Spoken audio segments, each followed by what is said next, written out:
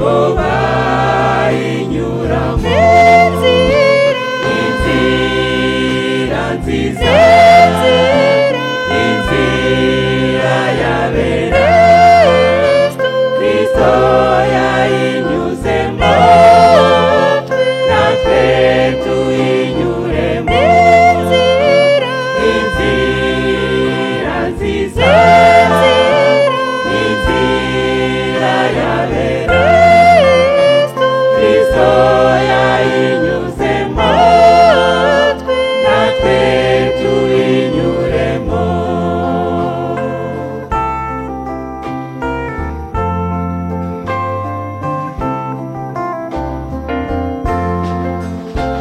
abagenzi naho baba abaswa ntabwo bazayoba iyo nzira y'abacunguwe ahubwo abanduye imitima ntibazayicamo ahubwo abanduye imitima ntibazayicamo inzira nziza inzira yabera Kristo yayinyuzemo natwe tuyinyuremo inzira nziza inzira yabera Kristo yayinyuzemo natwe tuyinyuremo inzira nziza inzira yabera Kristo yayinyuzemo natwe tuyinyuremo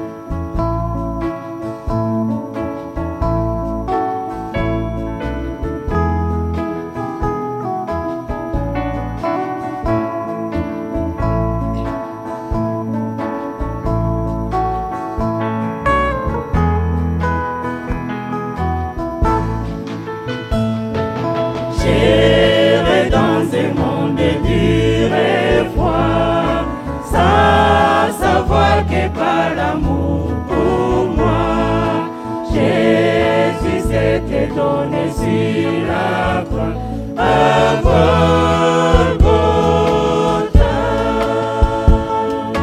J'irai dans un monde dur et froid, sans savoir que par l'amour pour moi, Jésus s'était donné sur la croix à Golgotha.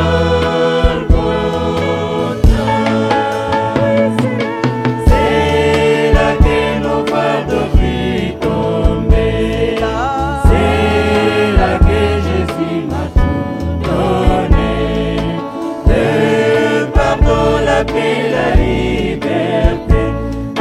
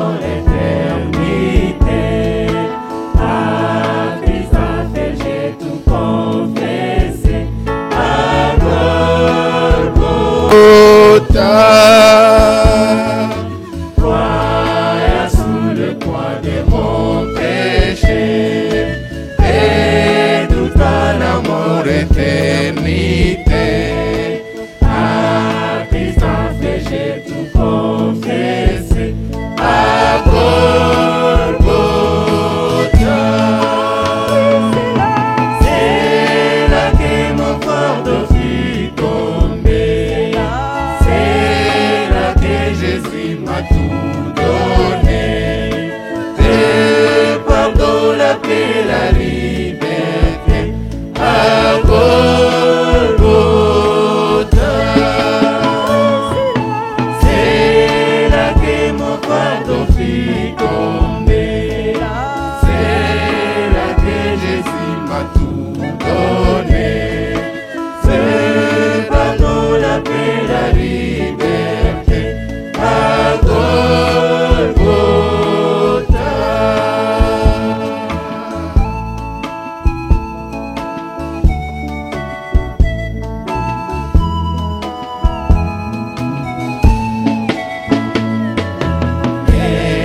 Maintenant j'ai tout donné.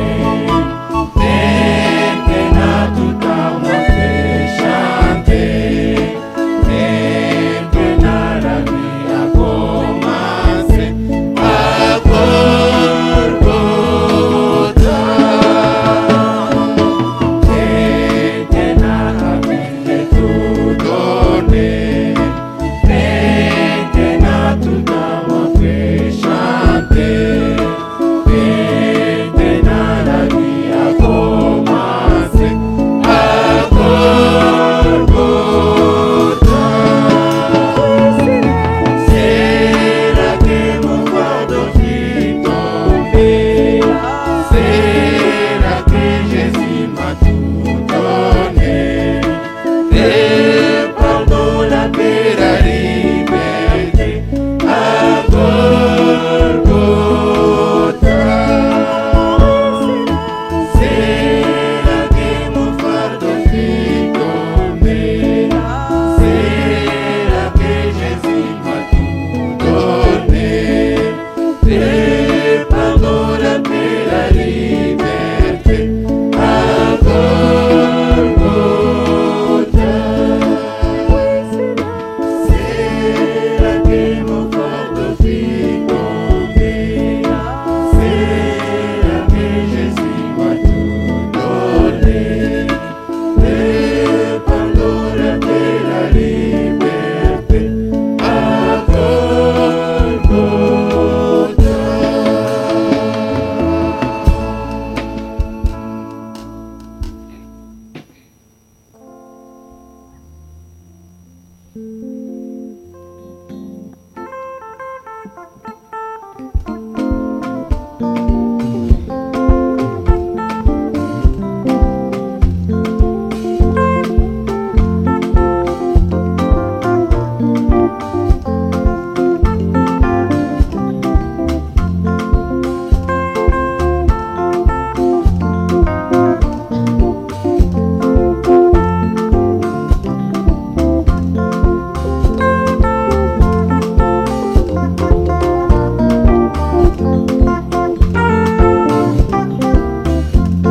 Ntaharanira kwegera imbere w'ijambo kugira ngo mfate icyo Yesu yanzigamiye. Nubwo mu nzira huzuyemo ibisitaza, Yesu yamanitse ibendera ryo kunesha. Sinzatinya, sinzatinya nuko umwanzi yanzira ugezera ndamubona yatangije urugendo muri jye rwiza rusoza. Sinzatinya, sinzatinya nuko umwanzi yanzira ugezera ndamubona yatangije urugendo muri jye rwiza rusoza.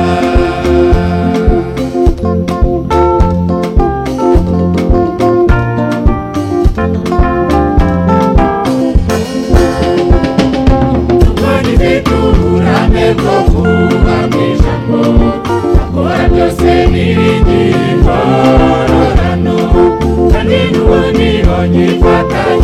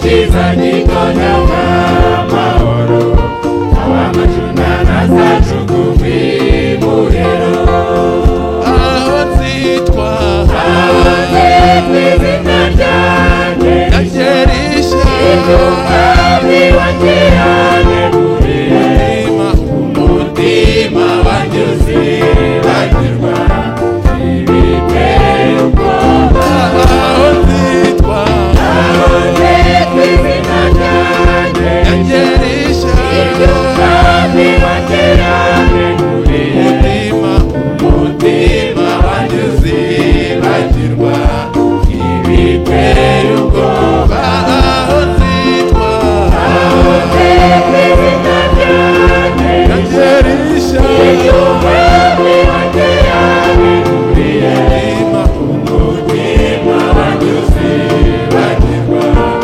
ibiteye ubwoba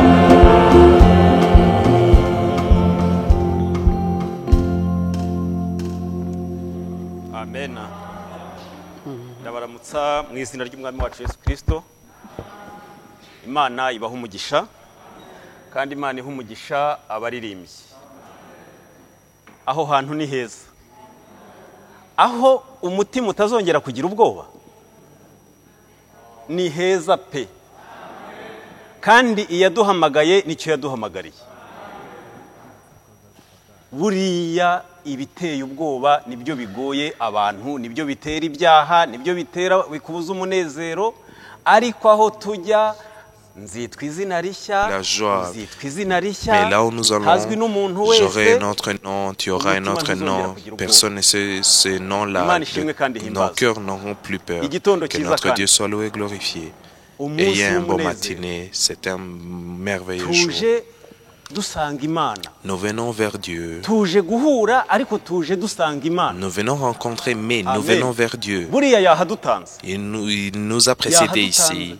Il nous a précédés ici. Nahageze hari abantu batarenze nanjye Je batatu suis cyangwa arrivé bane. ici, Ariko il y avait yahadutanze. 3 personnes, je crois, mais Kuko niyo il est yateguye venu uyu avant mwanya. parce que c'est lui qui a préparé ce Kandi temps. tuje kubera ko twumvishe Et inkuru nous zayo. venons parce que nous avons entendu ces nouvelles.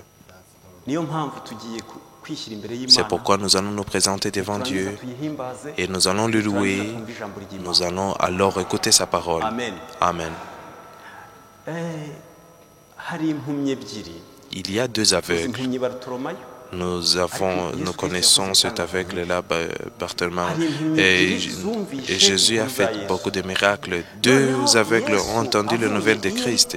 Et quand Jésus sortait de Jéricho, Irumva cyane kuko parce iyo que urugingo rumwe rupfuye un aveugle écoute bien, parce que quand tu perds un sens, il y a d'autres qui travaillent très bien. Et ikiranga impumyi ni iki? Icyo gihe byasabaga gusaba. ce qui manifeste l'aveugle, écoutez bien Noneho ça dans bamaze l'esprit. kumva inkuru za Yesu, Après bamenya ko avoir ari inyuraho ngaho. écouté bien les nouvelles de Christ, ils ont su qu'il allait passer là. Il demanda à quelqu'un de l'amener là. Ces 2 aveugles avaient l'amour entre eux. kandi yadusize amaso umuti ku maso kugira ngo tubashe kumureba. Et il nous a mis la remède sur nos yeux pour que nous puissions voir. Zumva aho Yesu Kristo. Quand il l'écouta, il le sûr, même si beaucoup de gens étaient contre de Jésus, il était Christ. Et ils ont attendu que les gens passaient, mais ils n'ont pas entendu Jésus. Mais après, ils ont écouté les nouvelles disant, il vient. Et ils ont commencé à implorer. Il y a ceux qui prétendent être Dieu alors qu'ils ne sont pas Dieu. Il y a quelqu'un qui était soi-disant Jésus. Il y a une autre qui est dans Éphésiens qui s'appelait Jésus Christ, qui n'était pas Jésus-Christ. C'est pourquoi tu dois savoir le Dieu que tu pries. C'est pourquoi ils ont prié Jésus-Christ, seul de David. Jésus, fils de David, parce que Jésus est l'un de la famille de David. Et il viendra pour qu'il puisse être sauvé. Il commença à prier. Il disait, Jésus, fils de David, pardonne-moi, pardonne-moi. Et ce jour-là, il n'y avait pas de demander quoi manger, non. Alors, Jésus passa. Parce que Jésus, vous savez que quand il allait guérir quelqu'un, il y avait d'autres voix qui disaient tais-toi, tais-toi. Mais les voix qui te fait taire, Jésus n'est pas parmi ça. Il n'est pas parmi de ces voix-là. Il n'est pas parmi de ceux qui poussent les gens contre toi. Mais il est un sauveur. Amen. Et eux, ils ont voulu, ils se demandaient, Jésus même sonde ce qui est dans mon cœur. Il le faisait taire. Et il disait, Jésus, fils de David, pardonne-moi. Il disait, attendez. Il alla vers ces aveugles-là. Il leur a dit seulement quoi. Il a demandé, qu'est-ce que vous voulez que je fasse pour vous? C'est pourquoi nous venons ici. C'est un Dieu qui parle. Ici, il y a un Dieu qui parle. Je peux le répéter, je peux même le répéter jusqu'au départ de ce monde. Si nous allons au ciel, c'est parce que nous écoutons, nous mangeons la parole qui est prêchée ici. Amen. Et il dit, nous voulons voir. Nous ne voulons pas de voitures, nous ne voulons pas de maisons, nous ne voulons pas d'autres richesses. Nous voulons voir. Moi aussi, je veux voir ce que les promesses de l'Éternel. Amen. Même dans ce matin, Dieu a envoyé son serviteur pour nous prêcher et que nous puissions voir. Dans le voyage, un parent prend des provisions pour son enfant. Les provisions qui nous a envoyées. Je vous en prie, recevez-le pour que nous puissions manger, pour que nous puissions continuer le voyage. Que Dieu vous bénisse. Nous sommes toujours avec le serviteur de Dieu, pasteur Mutabazi, qui est venu de Gishita.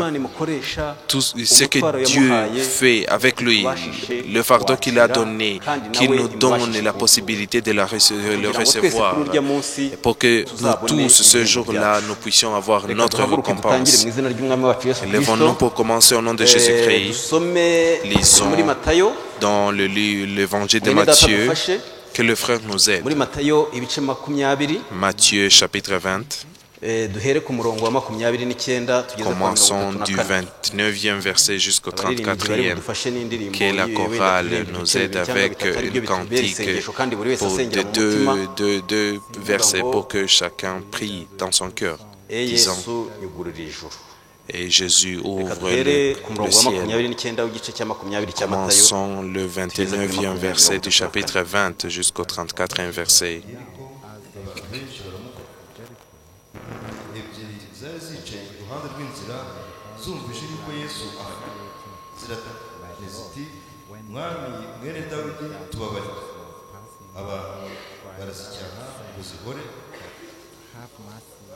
ziti mwami mwene Dawidi tubabarire.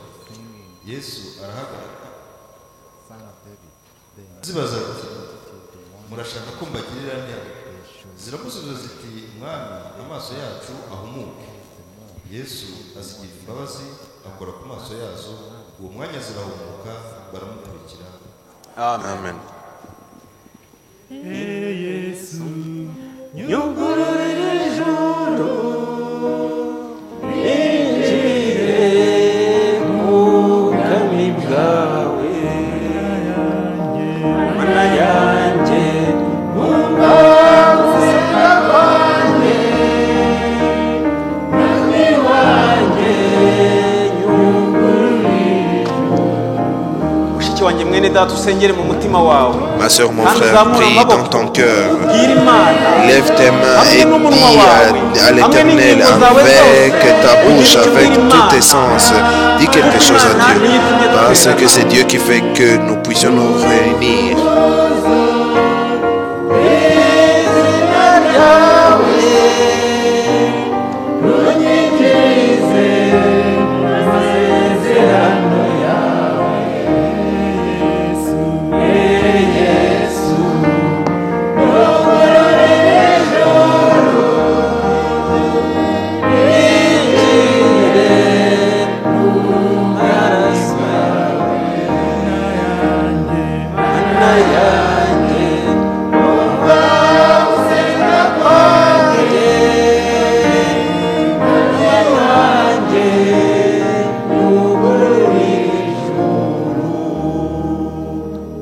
gira icyo ubwira umwami Dis quelque chose à Dieu, mon frère et ma sœur. mwami wanjye kandi Imana yanjye, Imana ishobora byose. Urakoze mu gitondo cy'uyu munsi, urakoze mwami, uko wari uri n'uyu munsi ni kuri kandi ni kuzahora. Ziriya mpumyi wahumuye n'uyu munsi nanjye umpumure. Hari ibyo nshaka kureba mwami, ndashaka kubona umunezero w'agakiza, ndashaka kubona uneshereza, ndashaka kubona ukiza mwami abarwayi, ndashaka kubona mwami utuneshereza nk'uko waduhamagaye mu bigeragezo turi kumwe nawe. Ndashaka kukubona uri imbere tugukurikiye mwami, udushoboze mwami, utangirane natwe, uturinde mu ntege nke mwami. Nindeba hasi mwami ntunkundire, wohereze imbaraga zicungura, kugira ngo ntereze amaso ndebe isezerano rituruka mu ijuru. Yesu nyugururire ijuru, ninjire mu bwami bwawe. Mu bigeragezo ushoboze, udushoboze mwami. Aide-nous, Seigneur. Ton église est fatiguée. Il y a beaucoup de choses qui font peur, mais c'est toi qui nous enlèves cette peur-là.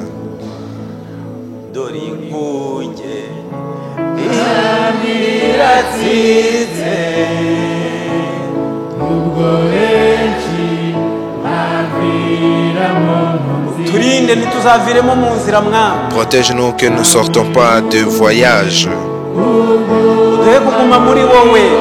Que nous restons en toi.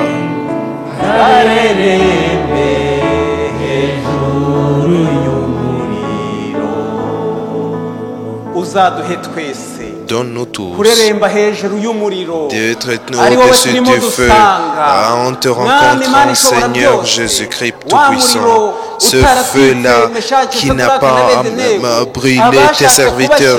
Ceux qui ont voulu l'y mettre là, ils ont été pris du feu. Ces lions-là qui n'ont pas mangé, dévoré Daniel, ceux qui l'avaient mis là l'ont dévoré. C'est pourquoi, Seigneur Jésus-Christ, nous te demandons que tu nous donnes et que tu nous donnes de dépasser les problèmes jusqu'à ce que tu accomplisses ta promesse. Donc ce matin, Seigneur, nous tous nous sommes devant toi. Commençons par ton serviteur qui va nous servir. Bénis-lui richement, que tu bénisses son voyage, que la parole que tu lui as donnée, qu'il puisse venir, qu'il puisse nous enlever de tout malheur, qu'il nous donne la joie qui vient pour nous. Celui qui est malheureux, qui est en détresse, donne-lui la joie. Celui qui a des différents combats, dirige-lui, parce que c'est toi, Seigneur, qui nous a dit que le combat ne nous appartient pas, qu'il t'appartient.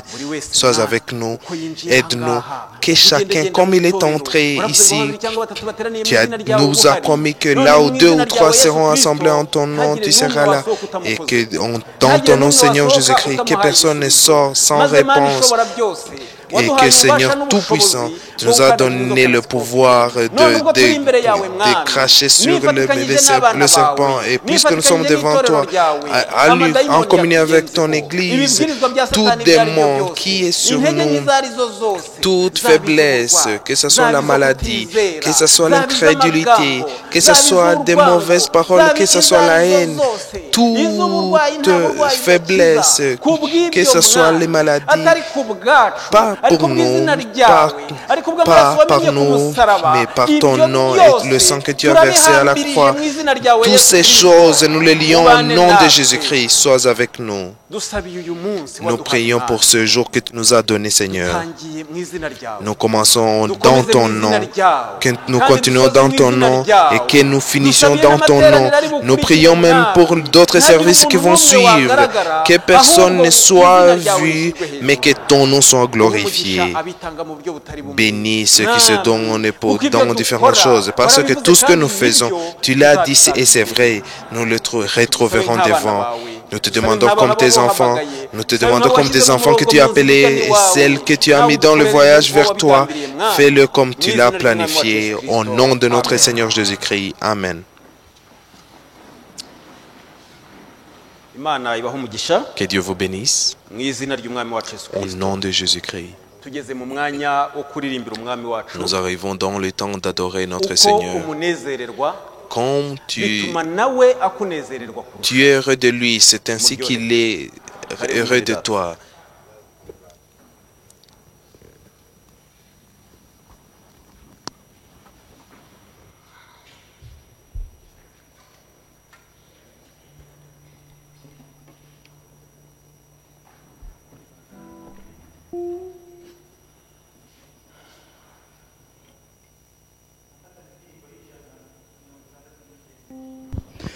Mana nk'uko wafashaga basogokuruza niko natwe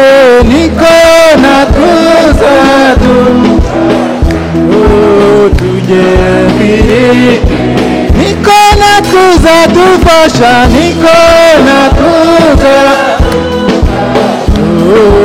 tujye hakiri umuyaga w'ishuheri umuyaga w'ishuheri uwo mwami urawuture uzatubere ubuturo budashira uzatubere ubuturo uzatubere ubuturo budashira kera bakwiringiraga kera bakwiringira nabo bari muma tugufite nitwifuza undi tugufite nitwifuza undi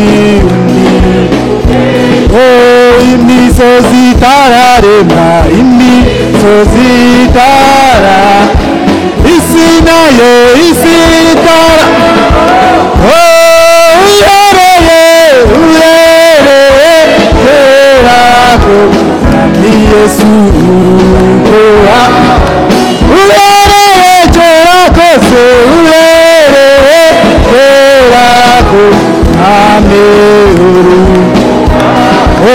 imyaka igihumbi mana imyaka igihumbi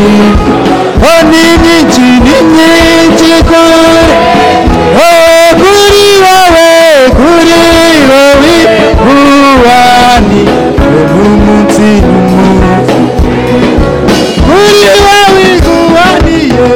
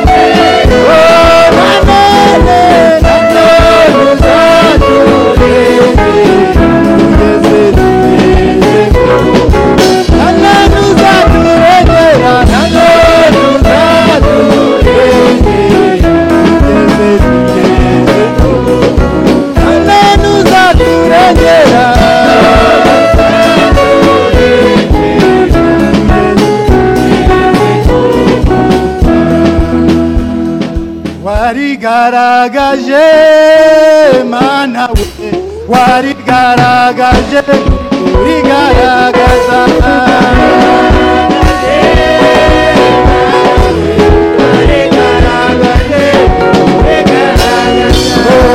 warigaragaje mana we warigaragaje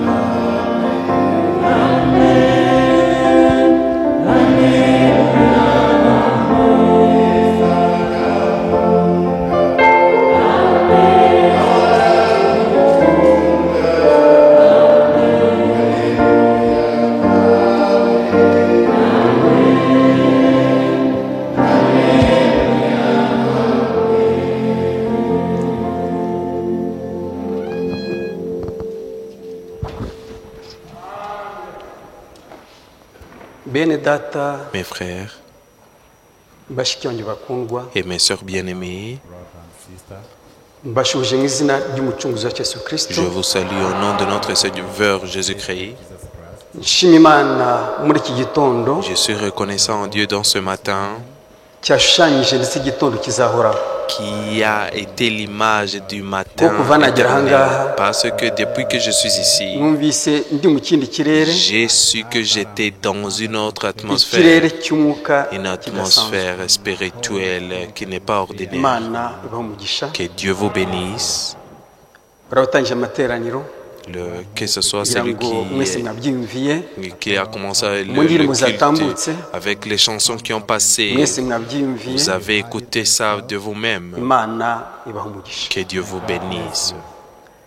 Mbazaniye intashyo za mwene data pasiteri wo ku Mayaga Nepo. Recevez les salutations du pasteur de Mayaga Nepo. Nawe twari kumwe umunsi w'ejo barabatashya mu Nous izina rya Yesu étions Kristo. ensemble hier et vous saluons au nom de Jésus-Christ. Numvise twaje gusura umushiki wacu urwaye.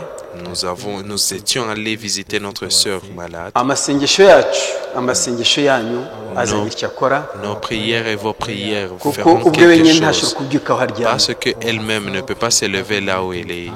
Ariko tuzi yuko Imana yacu Mais ari nous Imana savons itangaza. que notre Dieu est un Dieu de gloire, c'est un Ni Dieu de Imana ikora, ni miracle. n'Imana ivuga. C'est un Dieu qui agit, c'est un Dieu qui Ubwo parle. tuzi ko nta kinanira, Puisque nous savons que rien n'était possible à lui, izamugenderere il va ndetse aller n'umunsi vers elle migenderere et il va faire Igiciro ça même amukora. aujourd'hui pour que il va faire Kuko quelque chose arababaje pour elle cyane. aujourd'hui parce qu'elle est en douleur. abo twari kumwe tuhageze tugiye kumusuhuza ararira. Avec ceux qui étaient avec moi quand nous Ubwo allions n'ibyishimo la saluer, bivanze elle a n'agahinda. pleuré. C'était la joie qui Izo était emosiyo mélangée de zikunda la kugaragara détresse. ko umuntu ararize kandi atari kurira. Ces émotions sont manifestées quand quelqu'un pleure Nabo alors qu'elle twari ne kumwe devait pas natangiye pleurer. kureba amaso ari gutukura. Et les yeux sont devenus Ariko tuzi ko rougeâtres. Imana yacu Yesu Kristo Mais nous irakomeye. savons que notre Dieu Jésus-Christ est puissant. Ndifuza ko twagana ku ijambo rivuga ngo kugaruka kwa Yesu. Je veux que nous parlons sur la parole disant le retour de Christ. Kuva kera Yesu azaza, Yesu azaza. Depuis longtemps, on dit Jésus viendra, Jésus Ariko viendra. uyu munsi Mais aujourd'hui, tumenye ko Yesu ari bugufi. sachant que Christ est proche, son retour Kuko est ibyahanuwe imminent. byose Parce que toute prophétie, bisorewe mu maso toute yacu. prophétie s'accomplissent devant nos yeux. Ibyavuzwe n'abahanuzi, Tout ce qui a été dit par les prophètes, iby'intumwa zavuze, tout ce que les disciples ont dit, les apôtres ibyo ont Branham dit, yavuze, ce que Branham a dit, n'ibyo uyu munsi tubayemo. c'est ce que nous vivons aujourd'hui. Hari ibivuga ngo hazabaho, hazabaho. Il y a des choses, ça viendra, ça viendra, Ariko Imana idutabare. mais que Dieu nous sauve. Tube abana b'umwuka twumve amagambo y'umwuka. Les enfants d'esprit, écoutons la parole d'esprit. Mwene data Branham yaravuze ngo Le frère Branham a dit, hazabaho ikizu kizaguruka kivuye il y mu aura Budage. l'aigle qui volera Ndetse cyerekere de muri l'Allemagne avec Branham destination si de ikizu. l'Afrique. Branham n'est pas l'aigle. Frank si ikizu. Franck n'est pas l'aigle. Ikizu ni Yesu. L'aigle est Jésus. Natwe turi abana ba Nous cyaki. aussi, nous sommes les enfants de cet aigle-là. Agiye kurebona ikizu cya Tanzania kiguruka kijya muri Afurika. Il voya ses ailes prêtes Ntabwo d'aller mwene en data Afrique. Frank yaje Le n'amaguru. frère Franck n'est pas venu à pied. Yaje ari mu ndege. Il est venu dans l'avion. Abisirayeli batari basubiye mu gihugu cy'iwabo muri 1948. Avant qu'Israël retourne dans leur pays en 1948, Umurabe umwe nk'uko mwene data Frank bivuga un yagiye mu Budage rabbin comme abonye Abisirayeli il est dit par Franck, il disait, il voyait Israël vola vers leur pays. nanone mu gihe cya none Et dans ce jour, dans mu ces temps, kibwiriza mwene data Branham yabwirije dans la prédication que Tu vois, au frère Kandi Branham a Mutazi. prêché, alors que vous ne le saviez pas, hariho yabonye ikizu kiguruka il y a là où il a Yakise vu l'aigle volant. igisiga. Il a dit que c'était un oiseau seulement. igisiga kiguruka L'oiseau volait. gifite amababa gitanze maremare Il avait deux grandes ailes. kiguruka gikwira isi yose Il remplissait le cyagitwaye monde. icyorezo Il portait été là Iyo turebye igihe cya pandémie. none, Quand nous regardons ce temps, abantu bakwibisha ngo ni igisiga kiri kuguruka, les gens peuvent penser que nyamara ni indege c'était un oiseau yagurukaga qui itwaye volait, abafite ibyorezo, alors que c'était l'avion qui volait ku buryo umunsi wa none uri kureba bashiki bacu les bene victimes data de ces ukitegereza pandémies. ugasanga abapfutsi bageze aha ngaha. Et tu vois que dans ces jours, les frères et les No sœurs, ils kumusobanukirwa ntubumenye, portent leur kubera masque. icyorezo cyaje Tu cya ne peux pas corona. même le savoir parce que Cyamamajwe n'indege à cause de zigisiza cette hirya no hino. pandémie, elle a été apportée par des ariko tumenye ko avions. Kristo natwe Mais ari sachant gutwara que umugeni we, le Christ mais le retour de Kuko Christ est niba imminent, Kristo yaravuze il va ngo, venir prendre son épouse. Parce que si Christ nibona a ibi dit, byose biri kuba muzararame quand musenge, tu verras ça, redressez-vous et priez. ibyahanuwe byose turi kubibona Toute natwe. prophétie, nous le voyons nous-mêmes. Igisigaye gusa ni ukuvuga ngo Yesu Ce qui atwaye abe, reste, c'est dire Christ vient de prendre kandi ntabwo les azaje siens. kubatwara ngo abantu bose babimenye. Et il ne prendra pas et que ça, toute Azaza personne le nk'umujura. sache. Il viendra comme un voleur. haba ari ku manywa, Que ce soit haba le ari jour, nijoro, que ce soit la nuit, haba ari mu museke, que ce soit dans le matin. uwizera by'ukuri azataha, Le vrai croyant rentrera. nta kizatubuza tuzajyayo. Rien va nous arrêter, nous y kandi Imana Voilà. irebe uko muri aha ngaha Et que Dieu regarde comment vous êtes ici, mu gitondo cya none, dans ce matin. buri wese yifuje ngo reka njye kumvisha mu Chacun by'Uwiteka Imana. a eu la volonté d'aller écouter la parole de ntabwo ari Dieu. ijambo ry'umuntu turi kuvuga, C'est pas la parole d'un homme que Ni nous ijambo annonçons, ry'Imana yacu. c'est la parole de notre Dieu. ntabatindiye rero, Sans tarder, reka twahaguruka ahubwo lèvons-nous. tukabisoma duhagaze. Nous devons lire Mwene cette data parole dusubire mu étant gitabo levée. Que le frère cy'ibyakozwe lit n'intumwa, pour nous le livre igice cya mbere, d'Actes des Apôtres, premier chapitre, umurongo wa 9 agere kuri 14. au verset 9 jusqu'au verset 14. amaze kuvuga atyo azamurwa bakimureba, igicu kiramubakingiriza.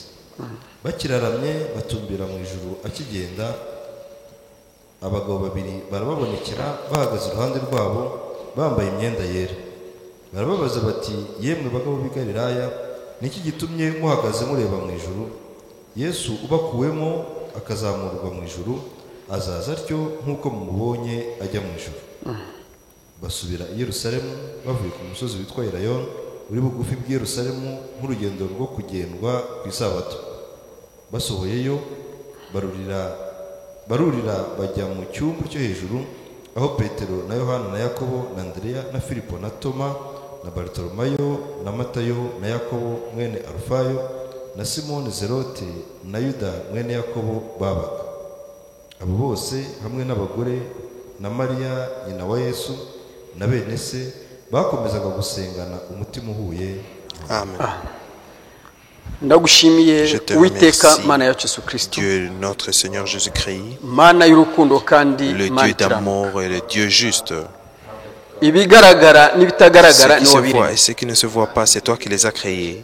wadutoranije muri za miliyoni zituye Tu iyi nous as si choisis parmi des millions qui habitent ce monde kugira ngo tube abatwara mucyo. pour être les porteurs de la lumière. umucyo w'agakiza waratuviriye mu mitima La lumière yacu, du salut fut manifestée dans nos twemere twe cœurs. gusubira mu mirimo y'imburamumaro, Acceptons de ne pas retourner dans les Kuko mu kanya hagumbya œuvres inutiles, uzutwara umugeni wawe. parce que dans quelque temps tu vas venir prendre ton twezeshe iri épouse. jambo ryawe mutangabugingo, Sanctifie-nous par ta parole, toi procureur de utunganye la vie. abakobwa n'abahungu bawe, Prépare tes garçons et tes filles. abafite intege nke uyu munsi Ceux ubongera qui imbaraga, sont faibles aujourd'hui, fortifie-le. abarwaye ubakize, Ceux qui sont malades, guéris-le. abarwaje ubakirize, Ceux qui ont des malades, aide-le. kubwo kukwizera data udukora ibikomeye, Par la foi, fais-nous des tubashe merveilles. kumva ijambo ryawe twe Que kumvira. nous puissions écouter ta parole convenablement. tubisabye mu izina Nous ry'umucunguzi wacu Yesu demandons ça au Kristo. nom de notre Sauveur Jésus-Christ. Amen. Mana iha umugisha mu izina rya Yesu Kristo. Bene data, Que Dieu vous bénisse au nom de Jésus-Christ, mes frères et sœurs. Yesu ari kumwe n'intumwa ze, Quand Jésus était avec ses disciples, bumvaga atagomba gutandukana nabo, il croyait qu'il ne devait pas se séparer d'eux. kuko yakoraga ibikomeye bakamwitegereza, Parce qu'il faisait des prodiges, il l'observait. ndetse anyura hejuru y'amazi n'amaguru Il baramwitegereza, passa même au-dessus de l'eau et il l'observait. abari mu bituro abavanamo ari Ceux qui étaient kubyitegereza dans le sépulcre, ils les ont enlevés de là. Ils basanga le voyaient. nta wundi muntu Et uhwanye na ils Yesu ont vu que personne n'était pareil à mu kwemera Jésus. kumukurikira Dans l'acceptation de le nuko bari bazi suivre. yuko C'est parce nta qu'ils kabuza savaient hari icyo que bazamukura sans doute ils allaient prendre quelque chose de bagiye bon. kubona umunsi umwe Et ils ont vu un jour, bazamuka n'umusozi ils sont montés Bari sur kumwitegereza. le montagne. abaha Ils umugisha l'observaient, ils le amaze kubaha bénissaient, umugisha ils le bénirent. nta Et kindi après avoir yakoze fait ça, yabakuwemo il a été enlevé d'eux. mu kujya kubakurwamo baritegereza Il observait quand il fut babona enlevé umuntu entre eux. arambuye amaboko Ils virent un Arazamutse homme intambwe ouvrir ya mbere, ses bras. azamutse intambwe ya kabiri, Il arenza aho bari bari, monta d'un pas, deux pas. arenga mu bicu. Il les quitta là d'où ils étaient. Et il bahagaze alla vers le babyitegereza ciel. bibwiraga Quand ngo ils observaient arongera ça, amanuke ils batahane croyaient nk'uko byari bisanzwe qu'il allait descendre encore pour qu'ils barara puissent mu monter kirere ensemble. amaso ahera iyo Il ngiyo regarda dans le ciel et les yeux nibwo furent abagabo fixés là. babiri bambaye ibyera En vain. baramanutse C'est babagera ainsi iruhande que deux hommes portant deux robes nabo blanches ubwabo ntibari bazi ko abo bagabo bahagaze descendirent iruhande rwabo entre eux. Ils ne savèrent pas que ces deux hommes étaient imana entre eux. idutabare Que Dieu nous sauve. abo bambaye ibyera Et ceux n'amaso qui yacu portent ntitwababona qui sont n'amaso vêtus en dufite blanc, ariko on bari ne peut pas hagati les yacu voir avec ses yeux, mais ils sont entre nous. kuko iruhande rwawe Parce qu'à imana côté de igukinguye toi, amaso si Dieu ukabona ukuri ouvre tes yeux iruhande et que tu regardes ugati celui qui ndarinzwe est à côté de moi, tu dirais que je suis bien bahise bababwira protégé. ati Et ils ont dit, musubire i yerusalemu retournez à kuko mubonye Jérusalem. ajya mu ijuru Comme ni vous nako le azaba. voyez en montant, c'est ainsi qu'il vit. C'est de la même manière que ntabwo vous umunsi wa mbere vous barategereje le baraheba verrez descendre. bajya mu cyumba cyo Ils ont hejuru entendu le premier barasenga jour, ils ont prié dans bategereje leur ko rumanuke chambre. baraheba Ils ont entendu qu'il Umunsi allait wa kabiri, wa gatatu, kugera ku descendre. munsi C'était wa en cumi. vain jusqu'au 10e jour. bajya kumva Et ils ont su, bumvira buri guhuha ils entendirent Buri wese yarebye kuri mugenzi we, le vent abona ari souffler. gushya. Ils voyaient Nawe ndifuza ko cya kirimi cy'umuriro son voisin cyakugaragaraho. sous le feu. Je veux que kandi umenye ko cette izo colonne ntumwa za de yesu feu zasuye soit yerusalemu sur toi aussi. zifite agahinda Ils sont retournés à Kuko Jérusalem Yesu en abakuwemo. détresse parce que Jésus était Azamuka enlevé bamureba. d'eux. Ntibazongera Ils ndetse le no virent kumubona ukundi. monter. Ils croyaient qu'ils n'allaient pas le voir babareka ati uko encore. mubonye agenda ni nako Mais azagaruka ce- uko mubonye azamuka ce- ni nako ces azagaruka hommes-là none igihe vêtus turimo de bene blanc, data nicyo gutegereza kugaruka Ce kwa temps que kristo nous vivons, wa c'est kabiri. d'attendre Yabanje le retour kuza de yambara Christ, umubiri. le deuxième retour de Christ. yigira umuntu kandi atari Premièrement, umuntu il est venu, il a porté Aba sur lui bagezemo ses frères baramuyobera. tombent, mais Bamuyobeye, les gens ne l'ont pas su. baramwica. Ils l'ont tué parce qu'ils ne aravuga savaient ngo pas. aho Et il a dit, uwizera atabwa heureux celui qui Twamwizeye tutaramubona. celui qui croit sans voir. tumwizera Nous l'avons ni cru ibyanditswe sans que turi nous kureba l'avons gusa vu. tugasoma ngo yesu Nous l'avons yakoze cru ibi à- yavuze par ibi ses yagenje atya paroles que natwe nous umunsi wa none lisons, tuti uwo ce yesu qu'il a fait. turamwizera Et nubwo nous disons tutamubonye aujourd'hui, ariko ari nous hagati le yacu croyons même si nous ne l'avons pas vu, il est entre nous. kwizera La foi, ni ukwiyemeza c'est ibyo wiringiye c'est yuko de, uzanabibona c'est de croire que Nta ce kabuza que ce que tu espères, tu le verras. umwami yesu ubwe Le Seigneur Jésus-Christ muri yohana lui-même, 14 dans l'évangile Mwenda de Jean 14, umurongo wa le frère gatatu va tukaza kugera m'aider. ku wa 9 Jean 14, verset 3 jusqu'au 9e. kandi ubwo ngiye kubategurira hanyu nzagaruka mbajyane iwanjye ngo aho ndi namwe muzabeyo kandi aho njya inzira murayizi toma aramubwira ati databuja ntituzi aho ujya inzira twayibwirwa n'iki yesu aramubwira ati ni njye nzira n'ukuri n'ubugingo ntawe ujya kwa data ntamujyanye bahagaze aho ngaho Attends là. yesu ari kumwe n'intumwa ze Jésus étant avec ses apôtres, aravuga ngo ngiye kubategurira hanyu il leur dit, je Aho veux ndi vous namwe préparer une muzajya place pour que là où Amen. je suis, vous y ni soyez aussi. intumwa yabwiraga Ils parlaient Ntabwo aux ari twe apôtres, yabwiraga c'est pas nous, Abanyakigali. celles de Kigali, non. burya zari zitegereje ngo azaza Ils azitware attendaient qu'il yaza vienne pour les kuzitwara prendre. jye nawe Il venait les prendre, moi et toi, nous périssions. Amen. Nous nta nubwo twari serons kuzaba en péril. iyo Nous umuzamuko ne ubaho pouvions mu pas gihe cy'intumwa même biba byaranarangiye être ntabwo twari vivants. kuzaba Si l'enlèvement était dans le temps ariko Imana des apôtres, ibishinzwe nous ne puissions kuko pas natwe être yiteganyirije maintenant. ibyiza mu ijuru Parce que Dieu soit loué, parce ngiye qu'il nous a préparé kubategurira des merveilles ahantu au ciel. aho ni namwe Je muzaza veux vous préparer une place. avec là où je suis, vous y soyez aussi. Thomas demandant comment pouvons-nous savoir le chemin. Et Jésus observant, il vu qu'il y a beaucoup qui ne le savaient pas. Il est nécessaire que nous aussi ce matin, nous sachions celui qui est Jésus. Personne n'y entrera sans savoir Jésus. Personne n'y entrera sans savoir qui est Jésus. Et que quand Thomas lui dit ça, Jésus lui dit, je suis le chemin, la vérité et la vie. Nul ne vient au Père que par moi. Amen. Amen. Quand Quand vous voyez les gens en train de prier, en train de baptiser dans différents noms, ils crurent qu'il y a 3 places au ciel. Mais au ciel, il y a une seule chaise, c'est une seule trône de Jésus-Christ. Et ce trône est enveloppé, est encerclé par les chérubes. Ils sont en train de l'adorer chaque fois que tu es saint, toi le Seigneur, l'éternel des armées. L'éternel des armées, nul n'est l'éternel des armées que Jésus. Quand nous allons dans Isaïe, nous voyons que l'éternel des armées est Jésus. Il montre ça. C'est lui Dieu qui a porté Jésus. Son nom est Emmanuel. Mais ceux d'aujourd'hui pensent qu'au-delà de Jésus, il y a un autre Dieu. Continue, frère. Le verset 7. yaba mwaramenye muba mwaramenye na data uhereye none muramuzi kandi mwamurebye. barebaga nde? Qu'est-ce qu'il voyait? Amen. Depuis longtemps, personne n'a vu Dieu et qu'il l'a vu. Il marchait avec Dieu, il dormait avec Dieu à la montagne, croyant que c'est Jésus, le fils de Joseph et David. Mais Jésus était un Dieu tout-puissant. Il leur dit, depuis aujourd'hui, vous avez vu le Père et vous l'avez connu. Et les disciples commencent à se regarder entre eux, pensant qu'il y avait quelqu'un d'autre entre eux. Écoutons Philippe.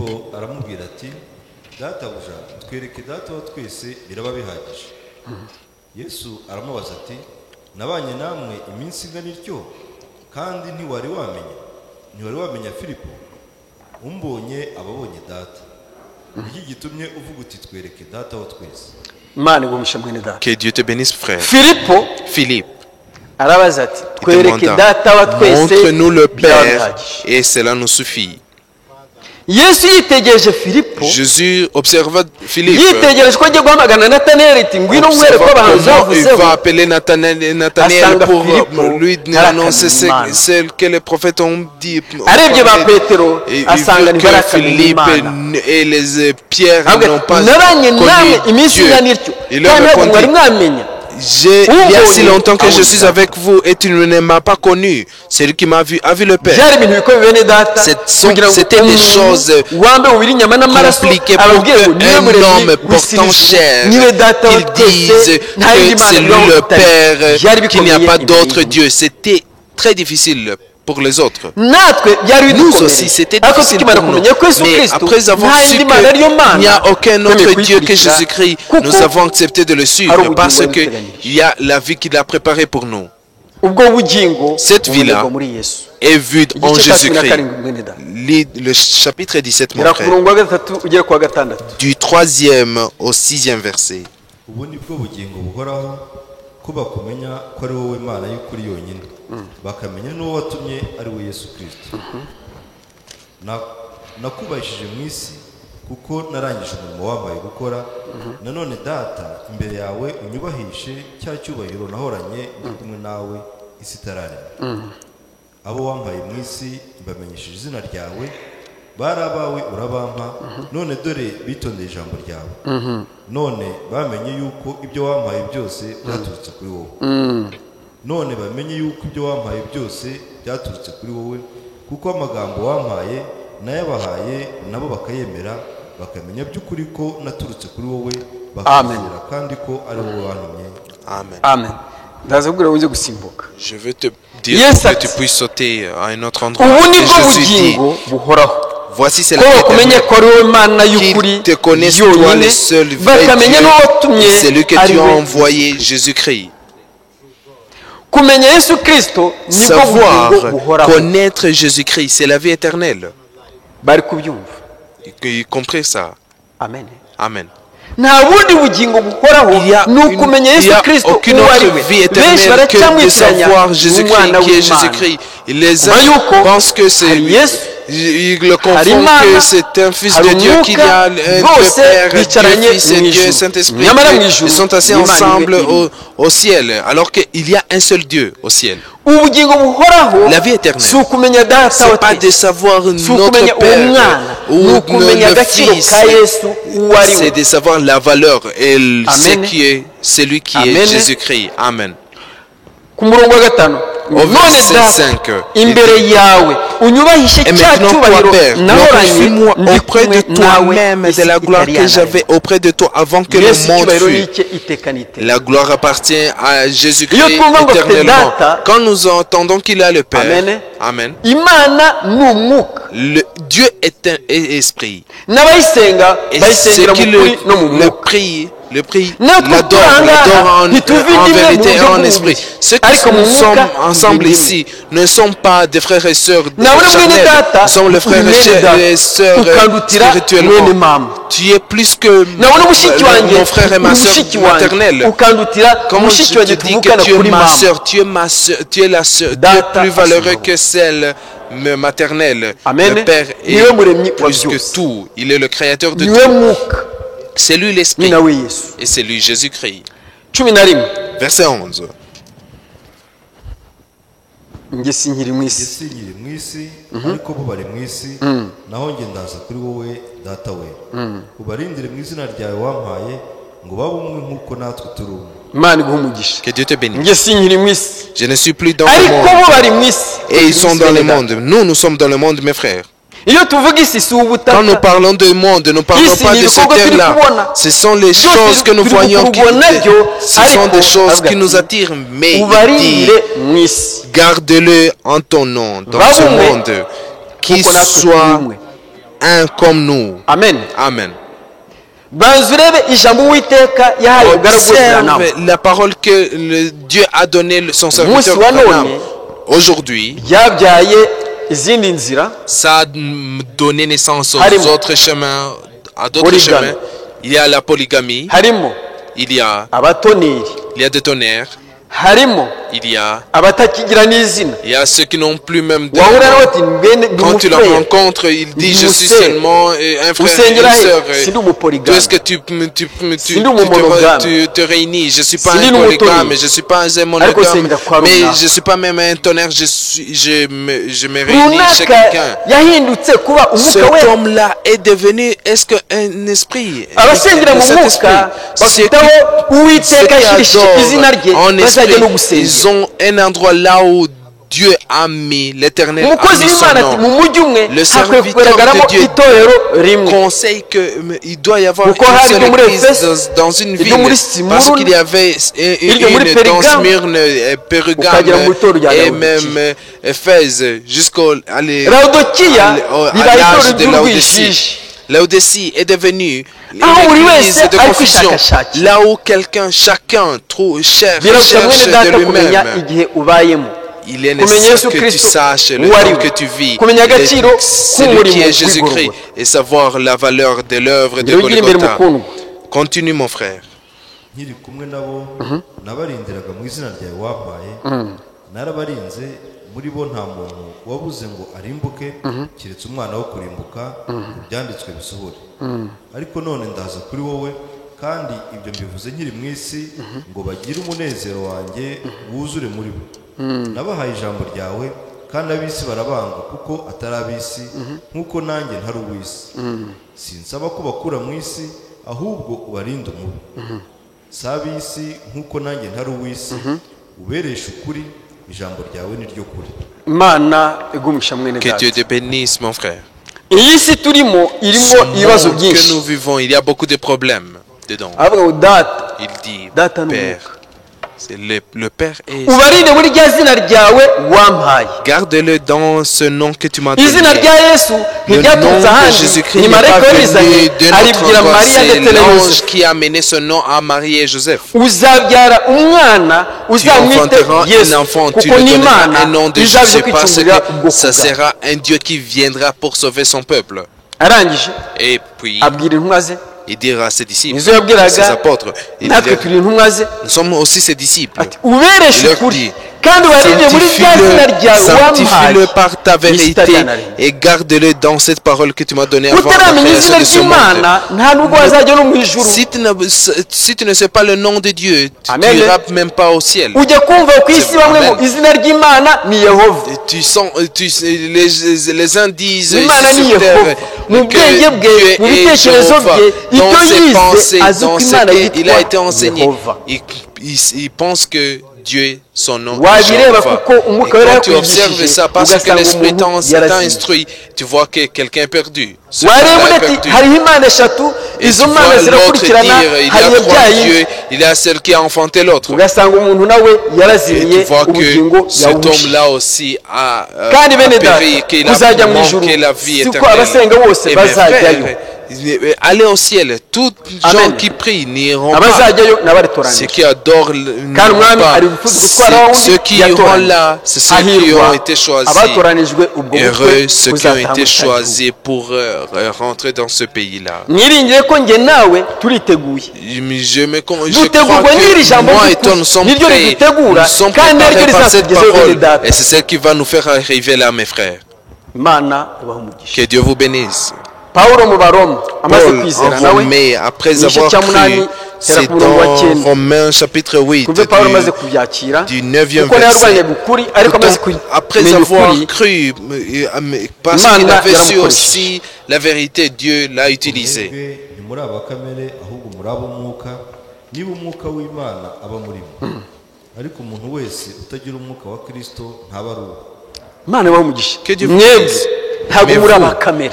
Vous ne vivez pas abakirwa ni selon la ibya chair, kamere ntibari mais bakamenya kristo. selon, mais ceux qui Amen. n'ont pas ibya kamere ni iki? ntabwo ari imyambaro. celle de la Ibya chair, c'est kamere pas cyane seulement cyane des ni ingamo. vêtements, ce sont des nk'uko ijambo ry'uwiteka rivuga ngo intérêts. imana yabo ni inda zabo. Parce que la parole de Dieu kamere. dit, leur Dieu, muri abakamere leurs dieux ubushakashatsi sont bya leur kamere ventre, sont ahubwo leur muraba estomac. umwuka Mais kugira vous ne umenye cherchez ibya pas Kristo. celle de la chair, vous cherchez imbere. celle de l'esprit. Continue. niba kristo aba muri mwe nubwo umubiri uba upfuye uzize ibyaha umwuka uba ari muzima ku gukiranuka. ariko niba umwuka w'uyazuye yesu aba muri mwe yazuye kristo yesu izazura n'imibiri yanyu ipfa kubw'umwuka wayo uba muri mwe. imana idutabare. amen. Que Dieu nous sauve. Amen. amen. Amen. nubwo twagira intege nkeya Même si nous soyons en faiblesse, bakakubona ugenda kimwe et n'abandi qu'ils te voient que tu marches comme les bakakubona autres, usangira nabo et que tu partages avec eux, ufite ibanga tu wihariye. as un secret à toi. nubwo Même si wapfa tu uzazuka. meurs, tu ressusciteras. ariko bo nibapfa Mais si uhereye eux, ils bo meurent, bazazurwa c'est bajya fini pour gutwika. eux. Ils Hano bene seront data ressuscités baririmbye pour ngo, être hari mis indi à nkuge feu. Il y a izareremba les frères ont chanté. hejuru Il y y'umuriro. aura une autre Ya nkuge ya arche mbere qui sera yarerembye hejuru sur y'amazi. le feu.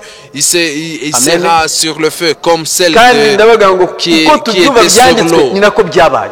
Et comme je vous dis Imvura la yaraguye. vérité, comme Imaze nous le kugwa. lisons, c'est ainsi ya que ça s'est nkuge passé. ya nowa Après que ireremba la pluie hejuru tomba, y'amazi. cette arche de Noé était abashakashatsi sur ba l'eau. none bari kugenda bashakashaka Les scientifiques wa de musozi ce hararati temps, aho ya nkuge ils yari recherchent nubwo wabishaka là où, si sur ce ijuru babonye. montagne-là, là où l'arche est là, et était. Nubwo Même s'ils ushakisha cherchent ça, kugira ngo même s'ils by'abantu trouvent ça, niba c'est pas ndavuga ngo byabayeho nta cyanditswe muri bibiliya kitazanasohora rien nta qui est écrit n'ikitabayeho dans la Bible n'a été kugeza ubwo umunsi wa none benshi mu banyamadini bahamya jusqu'à ce que ngo même yobu ntabwo beaucoup yigeze de abaho. dénominationnels pensent que Job ibyo imana yakoreye yobu n'était pas, ntibyabayeho. que les choses Dieu a Adamu na fait pour Eva Job ntibabayeho. ne s'est Nyamara pas twe déroulé twese et Adamu na Eva Adam et Ève babayeho. nous n'étions pas là. Ni nawe Mais abantu nous, bakomoka. nous savons que Adam ibyayo et Ève byabayeho kugira ngo bitwigishe étaient tumenye là. yuko nubwo wagera mu C'est d'Adam bigeragezo et Ève, uwiteka imana c'est de Job se sont déroulés pour que tu saches que Kandi même si ibigeragezo tu arrives ntabwo ari karande umwana dans des w'abantu. problèmes, Mwana w'Imana tu t'enlèveras de ibigeragezo là. nibyo bidutunga mu rugendo ariko twiringiye Les kuwiteka tribulations, les abidusohoramo. problèmes, les épreuves nous Alors, aident dans le voyage hepfo. et nous croyons que Dieu va nous faire enlever. Et Paul continue en disant, nuko rero bene data turi mu mwenda ariko si uwa kamere y'imibiri yacu ngo dukurikize ibyayo kuko niba mukurikiza ibya kamere y'umubiri muzapfa ariko nimwicisha umwuka ingeso za kamere muzarama. Abayoborwa n'umwuka w'Imana bose nibo bana b'Imana. Amen. Kuko mutahawe umwuka w'ububata ubasubiza mu bwoba, ahubwo mwahawe umwuka ubahindura abana b'Imana, udutakisha uti Abba Data.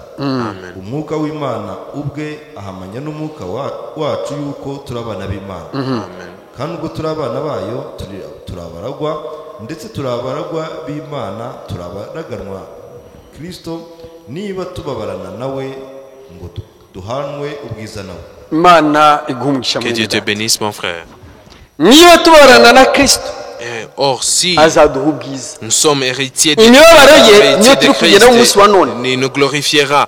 Amen. Ces Iyo épreuves, ces turebye ibyo douleurs, turi celles kugenda que nous turiga marchons avec tuzinukwa dukwepa n'Imana quand nous ibidufashamo observons kuko comment nous natwe passons iyi dans si des iri épreuves, kuturesaresa c'est kugira ngo Dieu urebe abo qui nous fait yatwara passer dedans dusenanye. parce qu'il veut qu'il trouve Ariko ce qu'il Imana peut yishimye. emporter, qui sont murebye semblables imibereho ya à lui. Et Pawulo, que Dieu soit loué et glorifié.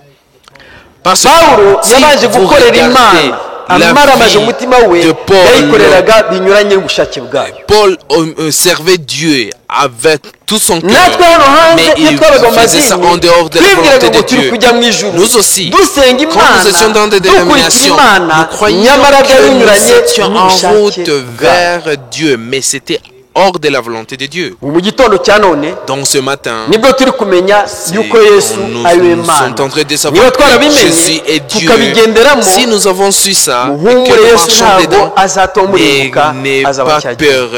Il va nous faire yagiye kukitegura arriver dans kugira ce ngo pays, abe d'aller le préparer bazajya pour que kuyituramo. les siens puissent y aller vivre. amina Amen. ubwo agiye kugaruka Puisqu'il aratwara va umutima revenir, il va prendre celui qui est prêt. birasaba kugira ngo iri Il est jambo nécessaire que cette parole, aba ari ryo rigutegura. que ça te prépare. sinakwitegura Je ne peux pas me wowe préparer kwitegura moi-même, tu ne peux pas te utegurwa n'Imana. préparer. Nous sommes préparés urebe par ukuntu Dieu. yadukuze.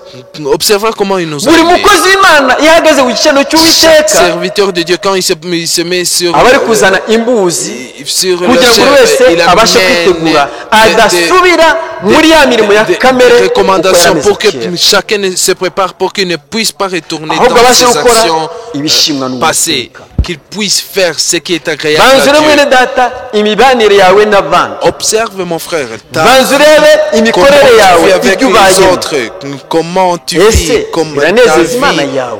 quotidienne, est-ce que ça plaît ton timoteyo Dieu? wa kabiri 2 Timothée, igice cya kabiri chapitre umurongo wa 2, 9 kugera kuri 12. le verset 9 jusqu'au verset 12. ubwo ndenganyirizwa ndetse nkaboheshwa iminyururu n'ubugome, nyamara ijambo ry'Imana ryo ntiribohwa n'iminyururu. Amen. Nicyo gituma nihanganira byose kubw'intore z'Imana, kugira ngo nazo zibone agakiza kabonerwa muri Kristo Yesu, gafatanije n'ubwiza buhoraho. Iri jambo ni ryo kwizerwa ngo niba twarapfanye nawe tuzabanaho nawe, kandi nitwihangana tuzimana nawe, naho nitumwihakana nawe azatwihakana. Kandi nubwo tutizera, we ahora ari uwo kwizerwa, kuko atabasha kwivuguruza. Amen. amen. Amen. nubwo utakwizera Même si tu sois ariko infidèle, gerageza, mais c'est Imana ntivuguruza ku byayo. Dieu ne niyo mpamvu réunit, twese dutegereje tuti il ne se réunit tuzayibona jamais. amaso ku C'est yandi. pourquoi nous aussi, nous croyons que nous le Benshi verrons muri face à iki face. gihe, Beaucoup de ce temps, mubitekerezeho, ne hari pensez-y. abajyanye na Yesu Il y a ceux qui ont marché avec Jésus. bamukurikira aho yajyaga hose. Ils lui suivaient partout là où il allait. amen. Amen. Yesu arahindukira Et Jésus se ababwira retourna et ijambo leur rimwe dit, gusa, il leur dirait seulement une buri seule wese parole. afata inzira Et aragenda. chacun prit son chemin. muri kwa gusubirayo Et quand ils s'en allaient, ahindukira abigishwa barabaza ati il namwe se murashaka retourna kugenda? vers ses apôtres et leur demanda, est-ce que vous voulez aussi baramubwira partir? ati Et l'un lui dit, twakuvaho tukajya he d'où est-ce que nous Wari ufite puissions amagambo aller si nous te y'ubugingo quittons? buhoraho. Parce que c'est toi qui as la parole de la vie éternelle. burya imana niyo itoranya. C'est Dieu qui choisit. Imana idutabare. Que Dieu nous sauve. mushobora kuvuka mugeze no kuri 10 mu Vous muryango pouvez naître étant 10 dans la Ukavana famille mu- et il peut enlever seulement un. mushobora kuvuka mu muryango ugize abantu bagera kuri 5 Vous pouvez naître ikabatoranya étant mwese 5 et Dieu peut vous gutoranya choisir no vous tous. kuwiteka. Le choix appartient à ntuvuge ngo l'Éternel. uko wicaye ahangaha niwo wizanye si wowe wizanye mwene C'est pas data toi qui t'es niwe amené ici, yakuzanye. c'est Dieu qui t'a amené ici. niba ariyo gutoranije izana Si c'est kugezayo lui qui t'a choisi, il va te Uko ifite faire imbaraga, arriver là parce que ifite il ubushobozi a la force, il a la bwo puissance kukurinda n'ububi kugira ngo de te atazagukoraho. protéger pour que personne ne te touche. amen Amen. amen Amen. niyo itoranya. C'est lui qui choisit. niba yaragutoranije S'il t'a choisi, izana kugezayo. il va même te faire arriver là. luka Luc, 12 l'évangile de Luc, chapitre 12. 3:5 ujye kuri 40. Luc, chapitre 12, versets 35 à 40.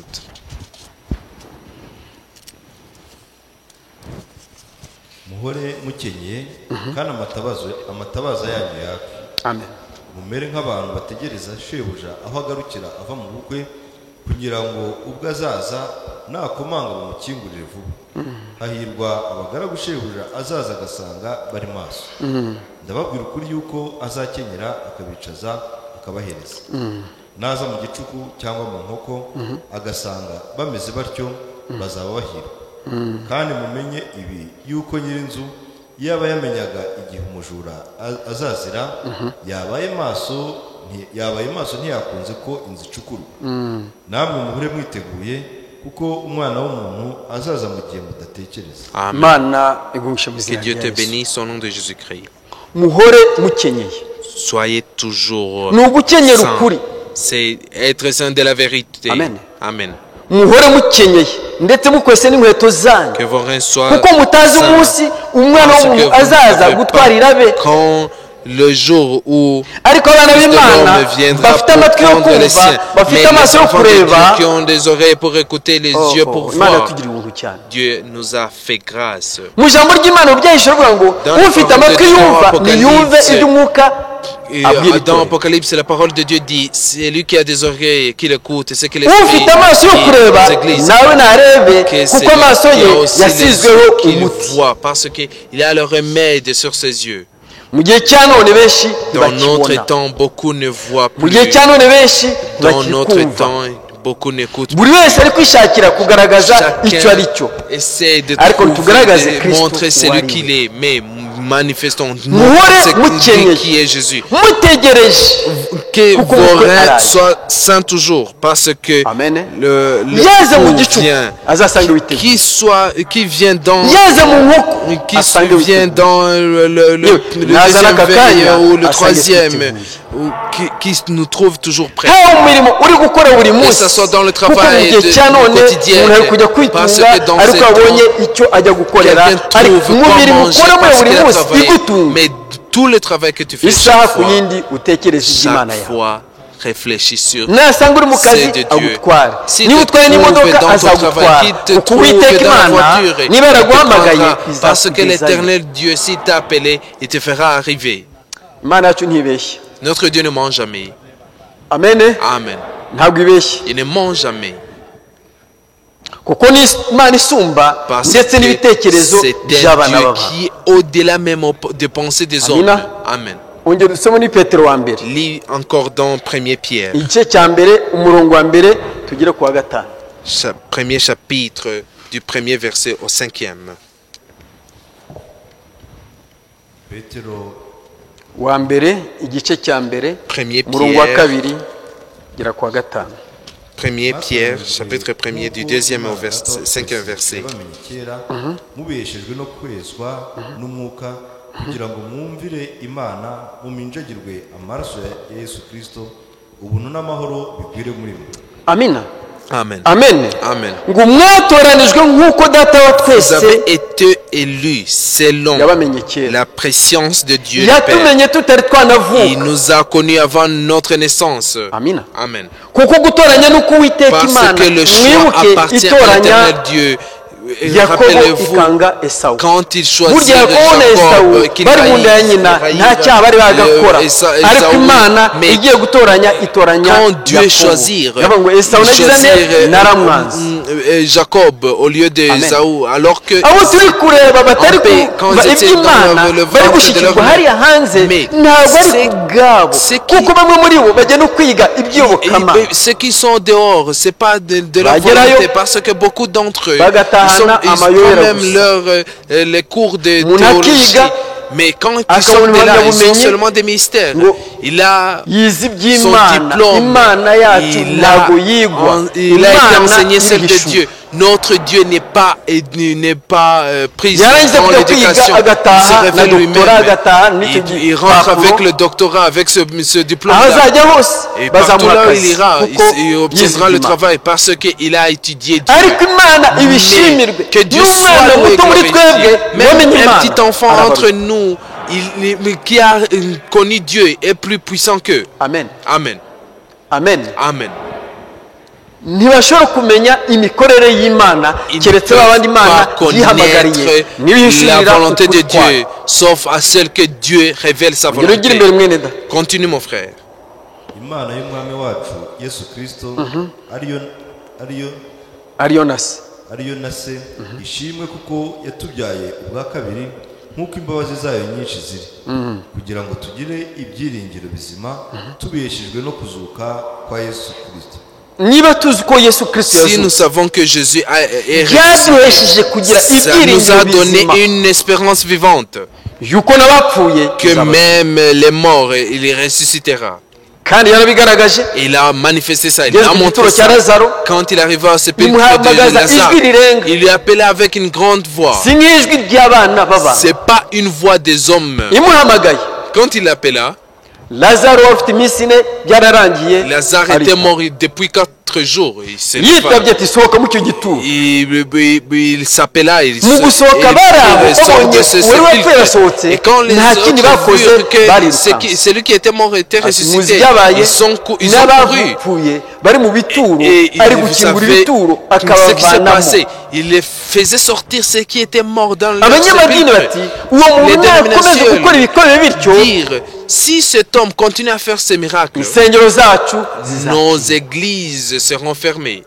Imana idufashe cyane Que Dieu nous Amen. sauve. Amen. icyo gihe kizagera hagati yacu Ce temps révérend kandi turacyegereje et nous Kandi approchons ce Imana iri ku temps-là. murimo wayo. Et Dieu est dans son gutinya. service et n'ayons pas peur. amina Amen. tuzajya kuzamurwa Nous Twashoboye serons kwizo mbaraga. enlevés et Mukanya montés n'ubwo sur bene cette data. force-là. Dans un petit ntabwo temps, umurimo ari mon uw'abafurere frère, gusa l'œuvre N'abasere n'appartient pas aux frères barahamagarirwa. seulement, même les sœurs sont appelées pour Imana ça. izabikora Dieu le fera. Amen. izabikora Il le fera. Amen. igera ku wa gatanu mukundwa Continue au verset 5, bien-aimé. mwebwe abarindwa n'imbaraga z'imana kubwo kwizera murindirwa agakiza kiteguwe kuzahishurwa mu gihe cy'imperuka Amen. imana iguha umugisha Que Dieu te mwebwe bénisse.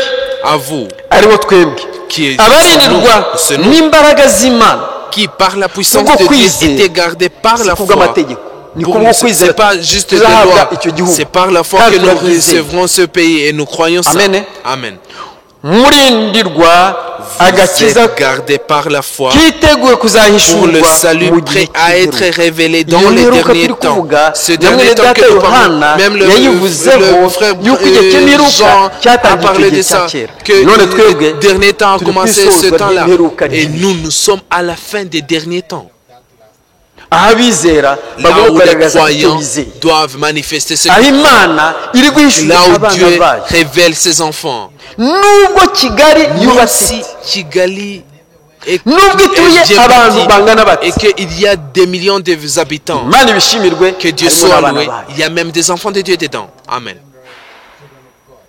ab'isi ntibazakumenya kuko Ceux nayo du monde ne batayimenya te sauront pas parce que ntibaza ils ne sont guhishurirwa pas su même. kuko batahishuriwe n'imana yacu Ils iyo ne seront pas révélés de ariko toi parce twebwe que ils twaramenyanye seront pas révélés de toi parce qu'ils n'ont pas été révélés de Amen. Dieu. Mais nous l'avons ugera mu su. rugo rwa mwene so Tu arrives dans, Ukumva ni mwene soko. dans une maison du frère et tu vois que Amen. c'est un frère vraiment. imana idutabare Que Dieu wagera mu rugo rw'umuvindimwe Notre ku mubiri secours. Quand tu arrives Ushobora dans la kwicara maison n'isaha yose. du frère, de ton frère Ukibaza- maternel, tu vois que tu peux pas même Nyina mu bandi rester ntikurana. même une heure. Tu Kuko vois que la aho profondeur ukagenda. n'appelle Ariko pas ugeze mu une rugo autre rwa mwene so, profondeur. Mais quand wumva tu hari arrives ikintu dans la kije maison mu du frère kandi Imana ibidufashe. spirituel, tu vois qu'il y a quelque Amen. chose de nouveau et que Dieu nous aide en ça. Ukwizera kwacu bene data Notre foi, gushingiye mes ku byanditswe frères, byera, est fondée sur les Saintes Écritures. kuko n'abanyamadini Parce nabo que même les bavuga ngo barizeye dénominationnels qui barasenga bazi ukuri, ariko kwizera kwacu gushingiye ku byanditswe byera. ils ont le savoir de les utazi Écritures. ibyanditswe byera Mais ashobora no nous, kumenya mwene data. notre foi Ariko est twe bâtie sur turamenyana. les Écritures. Nous connaissons. ujya kuba mwene data Tu w'ibugesera, vois, le frère de Wani mwene Bugesera, Sokoko. tu dis, c'est un frère mushiki bien wawe élevé. wo mu Mutara La sœur ukuma koko de ni mushiki wawe. Kubera iki? Twese hari aho duhurira. Pourquoi? Ni kuri C'est data parce wa que twese. nous tous, nous avons un endroit commun. C'est notre Père. Ntabwo Imana yaguhamagariye Dieu ne cyangwa ngo t'a pas igucungure appelé kuzakuzimiza. ou t'a Oya. pas sauvé pour te Ijambo faire ry'Imana ntabwo périr. rizimiza. De la parole de Dieu ne Rizazimiza fait pas abari périr. kuzazimira. Il fait périr ceux Amen. qui sont prédestinés Erega no à mu itorero périr. rya Yesu. Que Dieu nous aide. Même dans l'église de Jésus, hari abo yahamagaye il y a ceux qui Imaze kubahamagara. il a appelé après Barayikurikira. avoir appelé, mais n'ibitangaza leur ont suivi. yakoraga barabibona. Même il voyait des prodiges, il voyait des miracles qu'il ariko faisait. isaha yabo yo kugenda igeze Quand le temps baragenda. de retourner est arrivé, Yuda ati, ils ont quitté. Et Judas a dit, je ne peux pas te quitter. mwami Yesu uzi ko Seigneur nasenge Jésus, n'abantu est-ce que tu sais que n'amadayimoni j'ai prié même akagenda pour les gens twikorera et que les twirukana démons mu sont izina ryawe. sortis en eux quand nous les chassions dans Yesu ton nom? arahindukira Et Jésus se retourna et disait, amurebye aramubwira ati quand il Yuda we voyait, il leur dit, Icyo. lui dit, si cyo wari ukwiye kwiratana tu devais ahubwo pas yo te kwiratira glorifier yuko de izina ça, ryawe mais tu ryanditswe devrais te mu glorifier gitabo que cy'ubugingo ton nom buhoraho. soit inscrit dans le livre de la vie.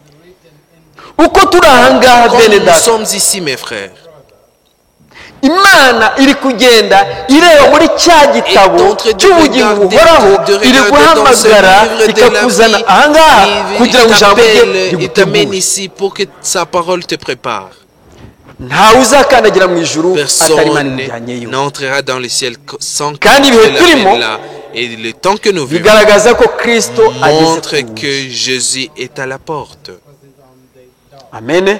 Amen. Izi ntambara muri kubona, Les combats que vous voyez, impuhwe z'intambara, les Ibyorezo. de combat, les pestes, les oh, Imana pandémies, idutabare. que Dieu vient à notre secours. Amen, Amen. amen. Amen. abatubyaye mu Ceux qui gihe nous ont cyabo enfantés dans leur temps, ibyo turi kubona ce que ntabwo nous bigeze babona. voyons, ils n'ont pas vu ça. ukabona umuntu uri muzima Tu vois que quelqu'un est vivant, arwaye umuvuduko, mais il a l'hypertension, arwaye kanseri, il a le cancer, arwaye diyabete, il a le diabète. yewe n'amaso Même ses yeux, akayarwara. il Ugasanga umwana a muto mal à n'amaso ses yeux. Même yarayarwaye. un petit enfant, il a mal à ses yeux. ariko iyo umwana w'Imana Mais burira quand l'enfant de bugacya. Dieu, mais pour l'enfant de Dieu, la nuit Ibyawe passe, nawe le jour bizwi passe, la nuit n'Uwiteka. passe. Toi, tes nubwo ufite ibyo bibazo sont connues menya par ko l'Éternel. Uwiteka Même arakuzi, si tu as niwe ces utegeka ko problèmes, bucya bukongera l'Éternel bukira, te connaît. niwe C'est lui qui ukubeshejeho ordonne que si nawe la nuit passe et wibeshejeho. que le jour passe. C'est lui qui te fait vivre, c'est pas toi-même. Amen. Imana idutabare. Que Dieu vienne à notre secours. Amen. Amen. hari igihe uva bagusengera ngo Il y a des uyu fois que munsi tu- ndakira tu ejo sens- nzakira tu- oya da tu- agakiza barakabonye Tu as reçu ukimara kwizera le umwami salut Yesu. après avoir cru Jésus-Christ. twe kunanirwa muri uru rugendo. Ne soyons pas Yesu fatigués dans ce azaze voyage. asanga umutima Que wawe Jésus utari te gutekereza retrouve, uhungabana quand Jésus reviendra, uhungabana qu'il te n'ibigeragezo uhura retrouve nabyo, et uburwayi, t'enferme sans que tu sois ubukene, emballé ibibazo par la yakugera kumva pauvreté, par les wataye icyizere malades n'icyiringiro. et Oya. que tu perds l'espérance Tegereza de vie nyiri à cause de umurimo ces problèmes. arahari. Attends, le maître de l'œuvre est là. Yakobo igice cya gatanu. Jacques chapitre 5.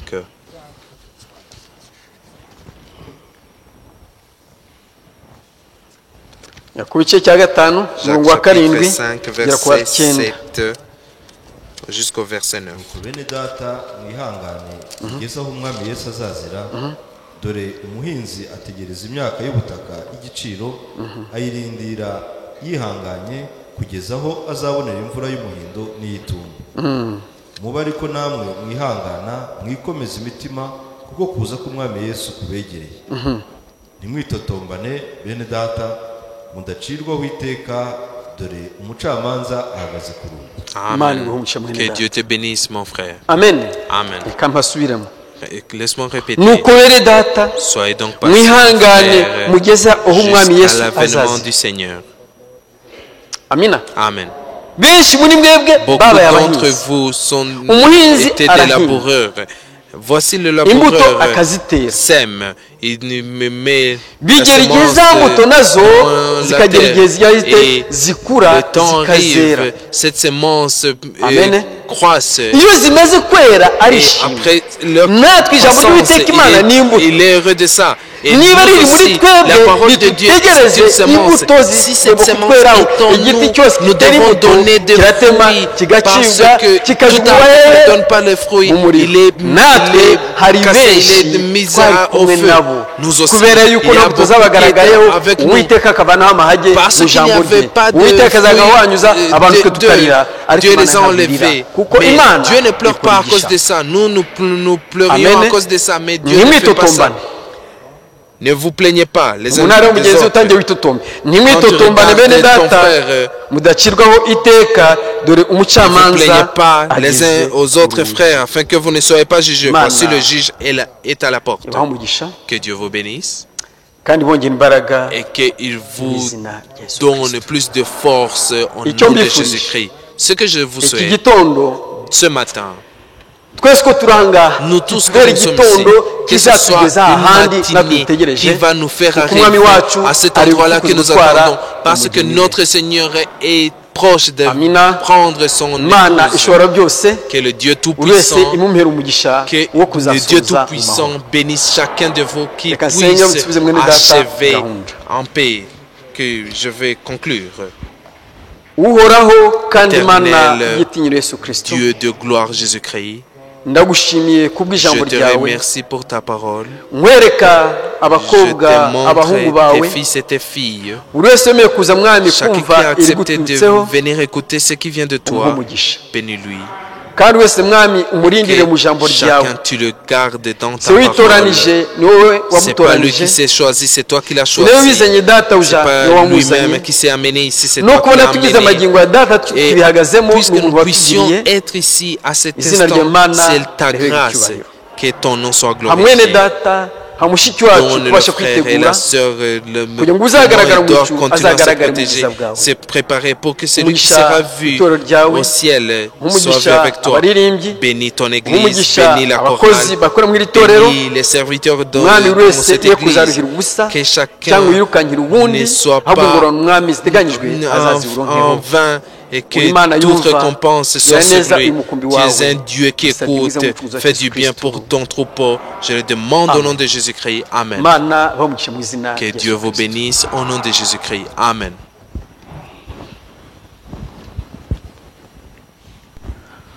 icyo gihugu kirakomeye ntabwo ari ugupfa kwinjira Ce gusa pays est puissant.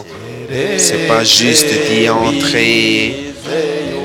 C'est si seulement tu crois la croix au temps du soir.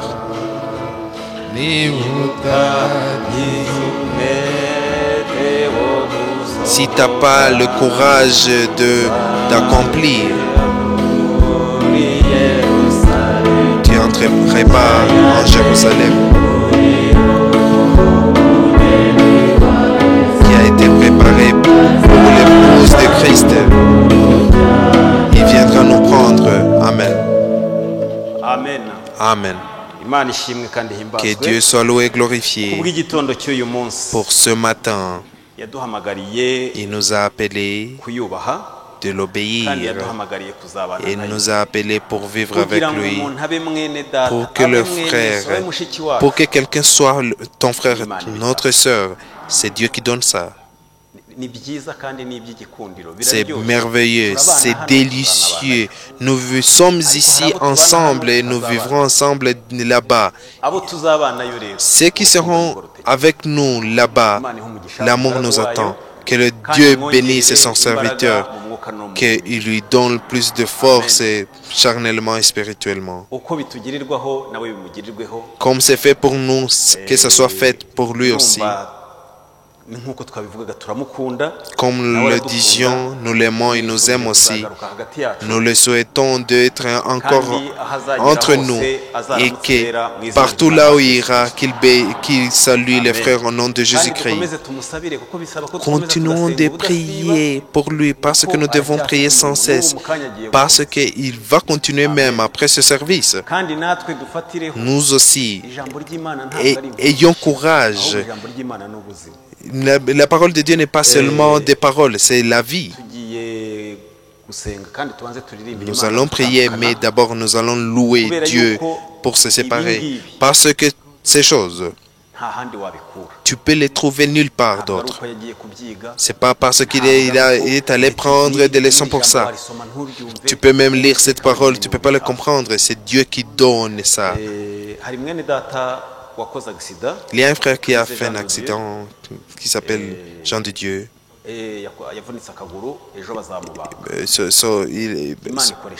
Sa jambe a été blessée. Il sera opéré demain. Il sera opéré vendredi. Nous allons prier maintenant. Il sera opéré vendredi. Nous allons prier maintenant parce que Dieu doit utiliser le docteur. Si il accepte que il arrive même vendredi, même, il peut même le guérir avant cette opération. Mais Dieu utilise aussi le docteur. Et nous allons prier encore pour notre sœur que le frère nous a parlé, qui est malade. Et pour finir, c'est lui qui a amené son offrande. Il le mettra dans ce box-là qui sont sur les portes. Et rappelle-nous toujours que les conseils de se protéger de cette pandémie, partout là où tu es, tu dois les suivre. C'est pas bien de ne pas se saluer comme on veut, mais nous ne sommes pas chez nous. Nous allons vers notre place. Levons-nous pour chanter pour notre Dieu. Nous allons prier après pour toutes ces requêtes. Nous allons remercier Dieu et nous allons prier pour le frère. Et le frère Nzamwita va nous présenter devant Dieu.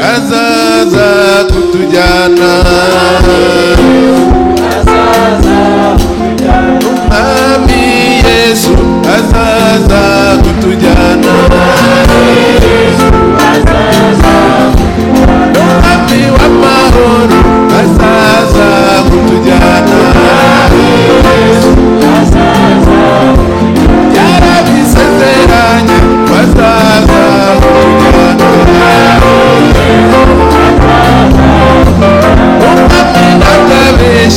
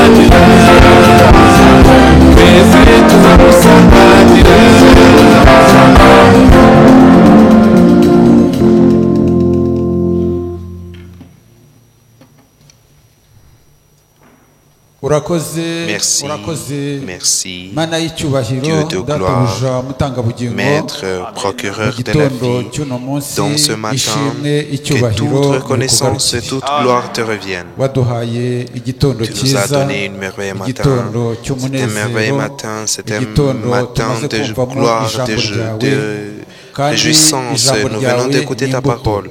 Et ta none iyo parole est une mbuto semence. imaze kubibwa Et cette mu mitima semence yacu vient d'être mise dans nos ndagusaba cœurs. kugira ngo Je te imvura prie yawe que ta iyuhire kugira ngo pluie ibashe kwera imbuto zikwiriye puisse être mise witeka sur mana cette igira neza semence pour qu'il ukomeze donne kubana fruit. natwe muri iyi minsi ya Éternel Dieu de nyuma muri iyi bonté, minsi continue dutegerejemo d'être kugaruka kwawe nk'uko avec twabyumvise mu nous ijambo ryawe parce, dans ces derniers temps, turagusaba parce kugira que ngo nous attendons ukomeze ton retour. gutegurira imitima yacu Je te kuba mu prie ijambo que tu ryawe continues à kuko tuzi préparer ko nos ariho cœurs pour honyine qu'ils soient tugomba dans ta parole. kugutegereza Parce que nous savons que c'est là witeka que nous mana devons igira neza t'attendre. Dieu de ndagusaba kugira gloire, ngo ukomeze Dieu de bonté, kudufasha no kuturinda je te muri iyi prie minsi que ya tu nyuma continues à nous nubwo aider, nous umwanzi arimo gukora protéger dans ces cyane derniers temps, même icyo tuzi si ni kimwe l'ennemi nuko hariya ku est à musaraba l'œuvre. wamunesheje Mais ce que nous savons kandi que c'est que uzahora tu l'as unesha, vaincu sur nuko la croix databuja et tu natwe vaincras pour ukomeze toujours. kutwongerera imbaraga zo Alors, kwizera Seigneur, ijambo ryawe no continue à kurishyira mu nous donner bikorwa la force de kugira ngo croire ta twe parole et le guhungabanywa mettre en action. n'ibyo tubona Que nous ne soyons pas n'imyigishirize emballés par ce y'uburyo que nous butari voyons bumwe, kugira ngo tubashe par des gukomeza différentes gushikama mu ijambo doctrines. ryawe Que nous puissions être Uwiteka, affermis Mana dans ta igira neza, parole.